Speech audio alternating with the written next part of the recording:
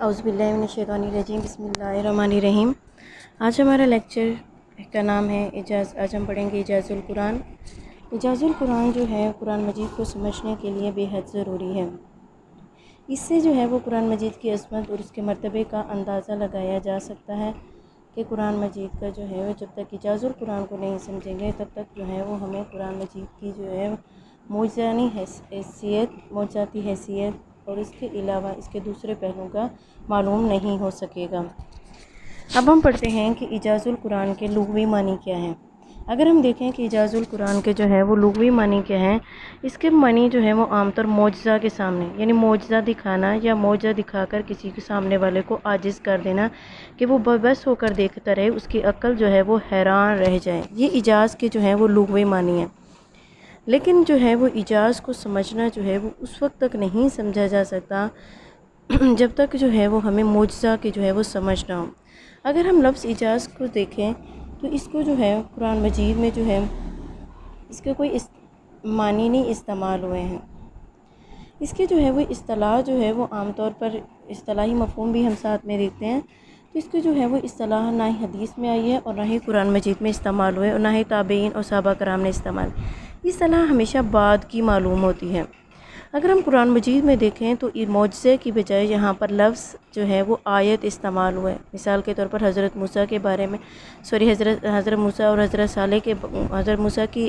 صالح کی اونٹنی اور حضرت موسیٰ کی معجزات کے لیے جو لفظ آیت آتا ہے وہ آیت کا لفظی استعمال ہوتا ہے، جس کا مطلب ہوتا ہے کہ نشان اور منزل، یعنی اور اگر آپ دیکھیں سیرت کی کتابوں میں اسی آیت کا مطلب جو ہے وہ معجزہ، یعنی جس کا لفظی مطلب نشان اور منزل تھا، اس کو جو ہے وہ معجزہ قرار دیا گیا۔ معجزہ کے معنی بھی کیے ہیں، یعنی ایک ایسی آیت، یعنی گویا آیت کا مطلب ہم یہ بھی لے سکتے ہیں یعنی وہ نشانی جو عاجز کر دے۔ معجزہ دراصل جو ہے وہ اس کی صفت ہے آیت کی، یعنی آیت معجزہ وہ نشانی جو مخاطب کو جو ہے وہ عاجز کر دے۔ اسی معجزہ لفظ سے جو ہے وہ اعجاز کی اصطلاح نکلی ہے۔ اب اعجاز کی اصطلاحی معنی اگر ہم دیکھیں تو اس کا مطلب ہے کہ وہ عادت جو اللہ تعالیٰ نے، یعنی عادت عمر جو اللہ تعالیٰ نے کسی پیغمبر کی نبوت کے لیے دنیا پر ظاہر کی ہو۔ یہاں پہ 3 چیزیں انہوں نے ذکر کی ہیں کہ وہ کام جو ظاہر ہوا ہو وہ خارق عادت ہو، یعنی خارق عادت کا آگے میں مطلب بتاتی ہوں۔ دوسرا یہ کہ کسی پیغمبر کی نبوت کی صداقت کے لیے بھیجا گیا ہو۔ تیسرا یہ کہ وہ سامنے پیغمبروں کو اور انسان کو اس طرح سے واضح ہو جائے کہ اس کے سامنے انکار کی گنجائش نہ رہے اور وہ اس کی کوئی اور تعویل یا اس کی کوئی اور تفسیر بھی نہ کر سکے۔ خارق سے مراد، عادت سے مراد کہ وہ ہے جو انسان کے اپنے بس میں نہ ہو، اس کی سکت سے باہر ہو، ٹھیک ہے، اور جو لوگ اس وقت پیغمبر کے مخاطب ہیں وہ اس کام کو ہرگز نہ کر کے دکھا سکیں، وہ صرف اللہ کا ہی کام ہو اور پیغمبر اس کو کر کے دکھائے اللہ تعالیٰ کی مدد کے ذریعے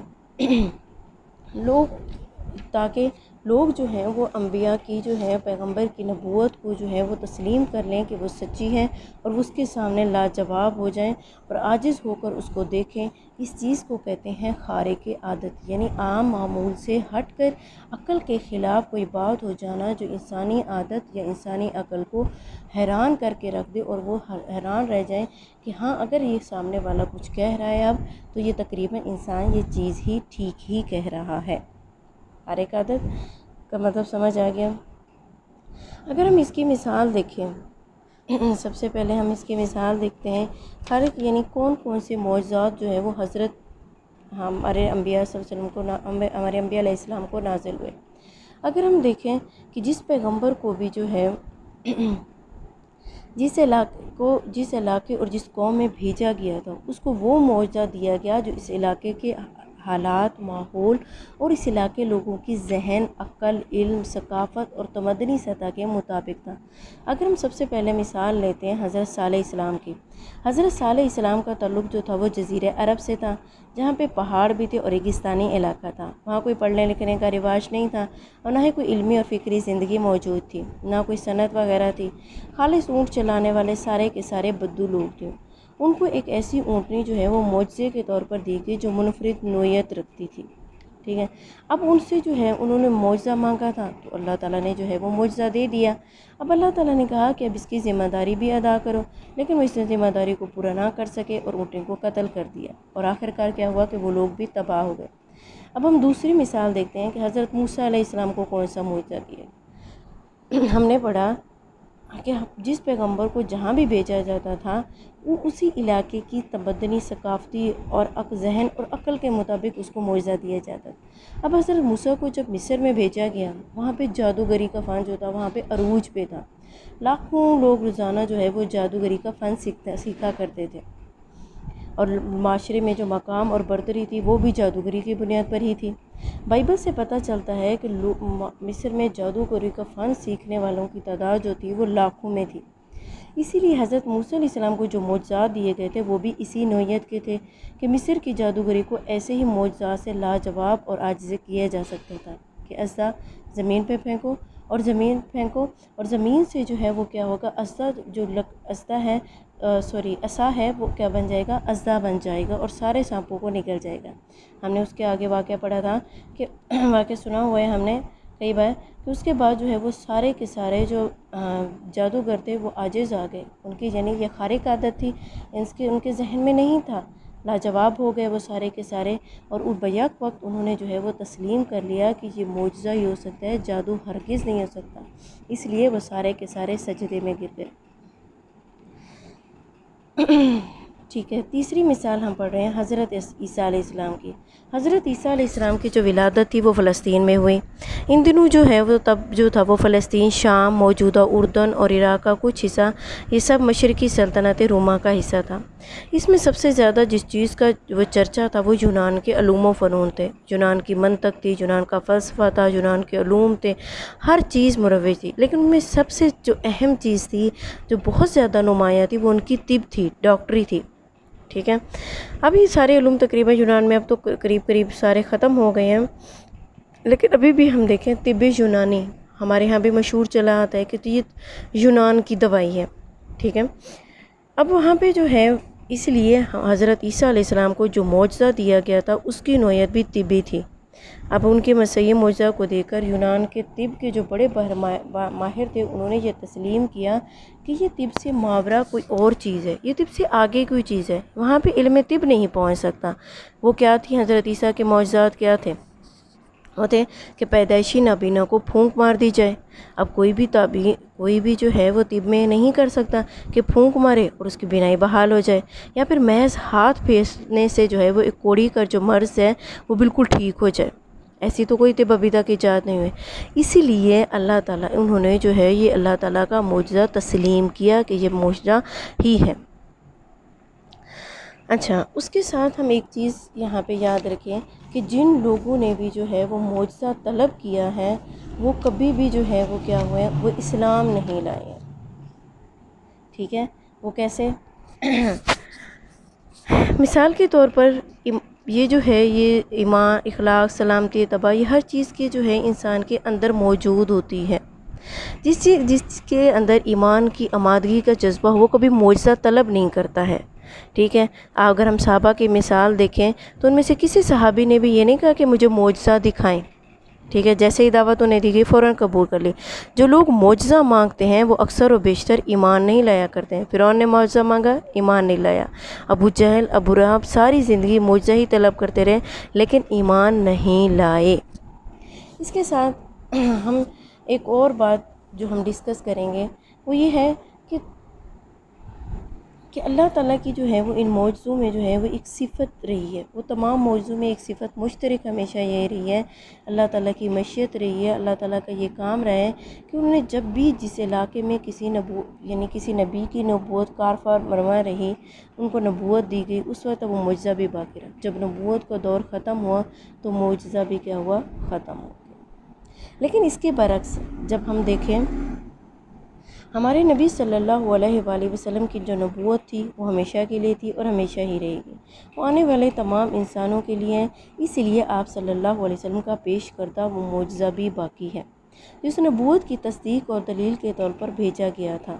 جب تک حضور صلی اللہ علیہ وسلم کا دین باقی ہے آپ کا معجزہ بھی باقی رہے گا. حضور صلی اللہ علیہ وسلم کہ معجزات میں سے سب سے بڑے جو معجزے تھے وہ ایک ان میں تھی حضرت محمد صلی اللہ علیہ وسلم کی ذات مبارکہ اور دوسری تھی قرآن مجید۔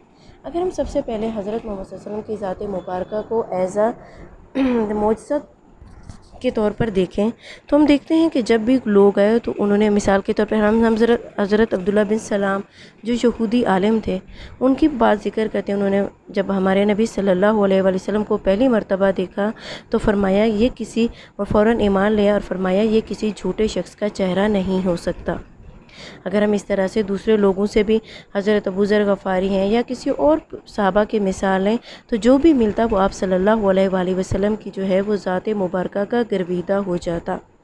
آپ صلی اللہ علیہ وسلم نے ان کو کسی اور چیز کی جو ہے صحابہ یا دوسرے لوگوں کو، کافرین، مشرکین اور عرب والوں کو بھی کسی اور معجزہ کی جو ہے وہ علامت پیش نہیں کی تھی۔ دوسرا جو ہمارے نبی صلی اللہ علیہ وسلم کا یعنی جو معجزہ تھا جو اللہ تعالیٰ نے انہیں عطا کیا تھا وہ ہے قرآن مجید۔ وہ قرآن مجید ہے۔ اچھا، قرآن مجید اب یہ جو ہے وہ کس طرح سے ہے، اب ہم اس کو جو ہے وہ دیکھیں گے۔